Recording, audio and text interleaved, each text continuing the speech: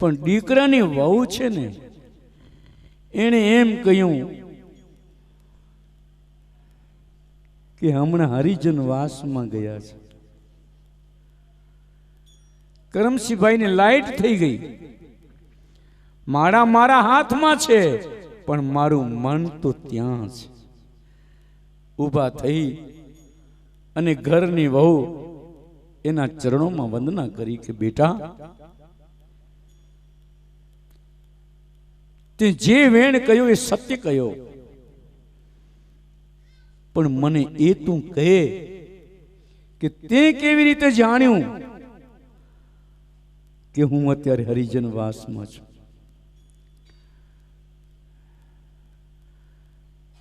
બાપા, તમે મારા ઇન્દ્રિયોથી ફેરવતા હતા, પણ મારી માળા મારા મનની ફરતી હતી. પ્રભુ ભક્તિ કરો તો એની પાછળ તમારું મન મહત્વનું છે, પણ ભક્તિમાં જ્યારથી ધન મહત્વનું બન્યું ત્યારથી ભક્તિ પાંગડી બની ગઈ. ધર્મમાં ધન કરતા મનની વધારે જરૂર છે. આજે મારે વિશેષ તો કંઈ ન કહેવાય, પરંતુ ધર્મ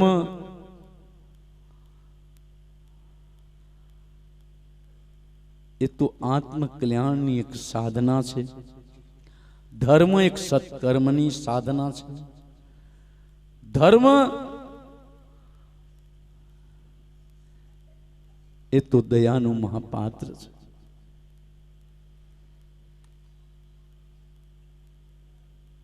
પણ આજે જેમ ધર્મમાં ધન મહત્વનું બન્યું એમ ધર્મ દિવસે દિવસે દિવસે દિવસે ઘસાતું જાય છે. આજે આપણે જોઈએ છીએ કે વક્તાઓનો પ્રભાવ અથવા તો વક્તાઓની જે વાણી છે એની અસર સમાજ પર કેમ પડતી નથી? આનું એનું કારણ જ એ જ છે કે અમે તમને કહીએ છીએ પણ અમે અમારા જીવનમાં નથી ઉતારતા, એટલે એની અસર તમને થતી નથી. તમને કહેતા પહેલા એ વાણીને અમારે અમારા જીવનમાં ઉતારવી પડે. જે તમને કહીએ છીએ અમને પહેલા કરવું પડે. પણ જ્યારે કહેવાનું સહેલું થઈ ગયું અને કરવાનું કઠિન થઈ ગયું, અને એટલે જ સમાજનો ઉદ્ધાર થતો નથી.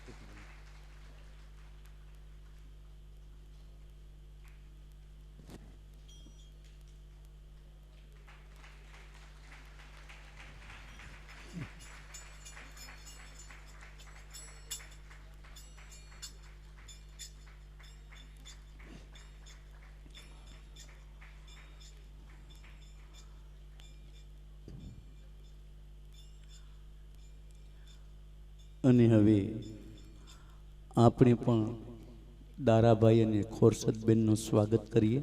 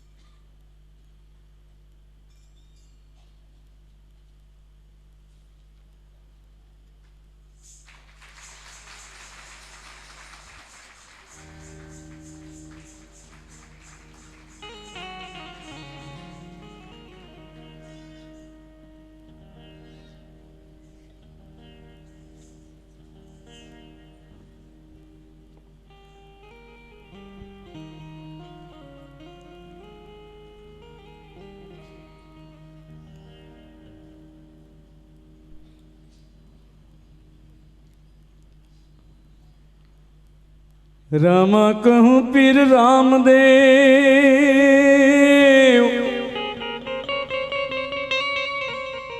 रामा कहूँ पीर रामदेव,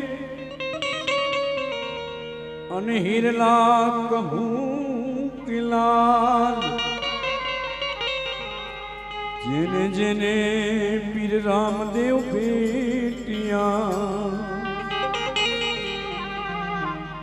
नर થઈ જ્ઞાન્યા, જેને જેને પીરજી ભેટિયા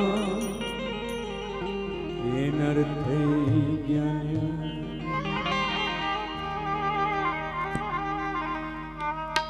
રેણુ ધ્યાના રાજા યજમાલજીના બેટા રામદેવના વીરા રાણી નેતલના પરતાર મારો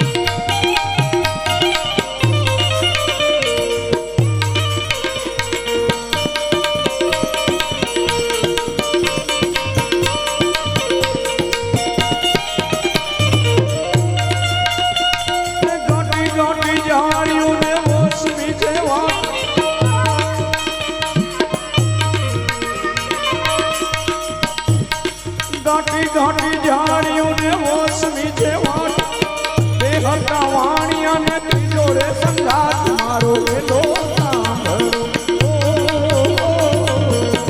મોજી રે મારો વેલો સાંભળો ઓ મોજી રે મારો વેલો સાંભળો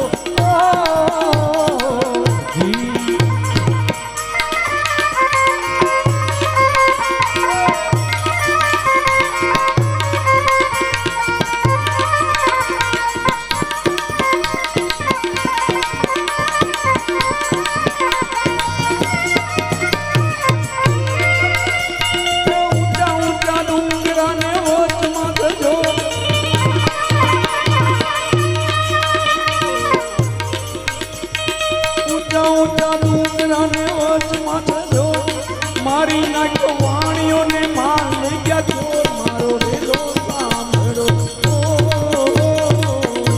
મોજી રે મારો વેલો સાંભળો મોજી રે મારો વેલો સાંભળો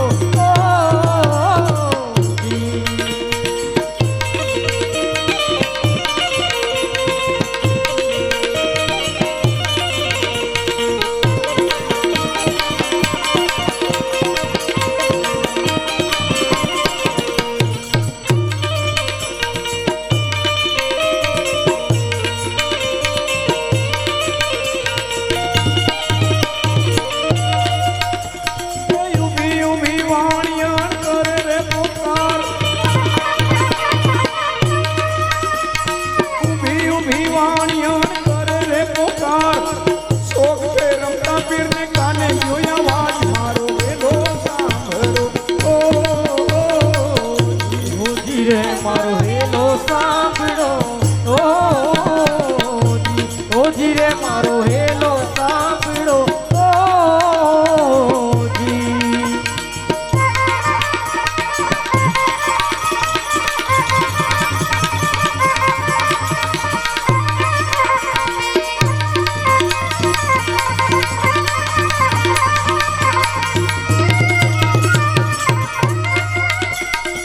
લીલુડો ઘોડો ને હાથમાં થતી